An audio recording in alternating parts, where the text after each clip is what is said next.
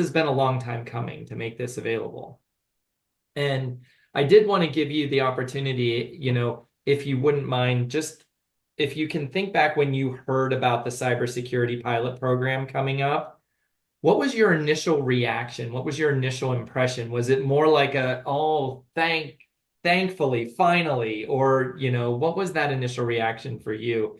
And then Scott, I'd love to get your impression of your initial reaction as well, because as a former superintendent, I'm sure you're like, where was this, however many days, weeks, years ago? Well, this was part of what I call, Mark and Scott, the Show Me the Money campaign. It was like the Cuba Gooding Jr. story, Show Me the Money.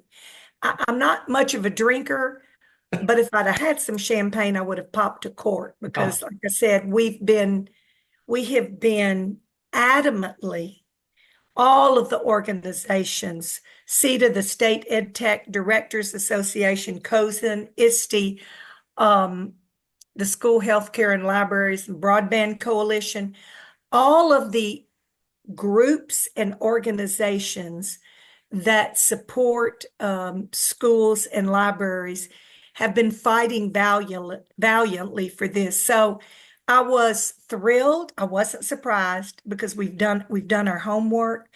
But again, I cannot stress enough. People have got to apply, whether you think you're going to get it or not. Cram in that phase one application so the FCC says, oh my God, schools and libraries need cybersecurity support. Because at the end of this pilot, there's going to be a decision made.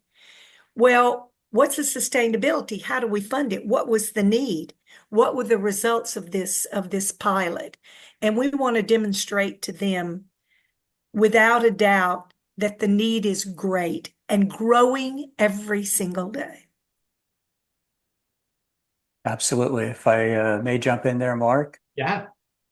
First of all, Dr. Abshire reads my mental notes way ahead of time. So I'm definitely on the same page as she is when it comes to this topic.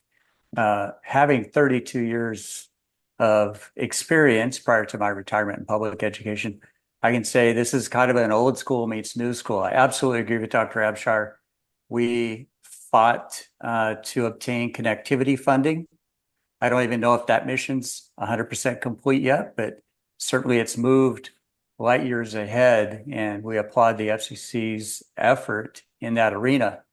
And I think it's interesting now here in the new school era, we're talking about, oh, great, now that we're connected, look, we have a vulnerability and these bad actors are trying to infiltrate our system. So no good deed goes unpunished, so to speak. So that was kind of my first reaction. My second initial reaction was 200 million. Let's see, how many school districts are there? How many libraries across the US? That's kind of a drop in the bucket compared to what I know is the real need in this new school environment.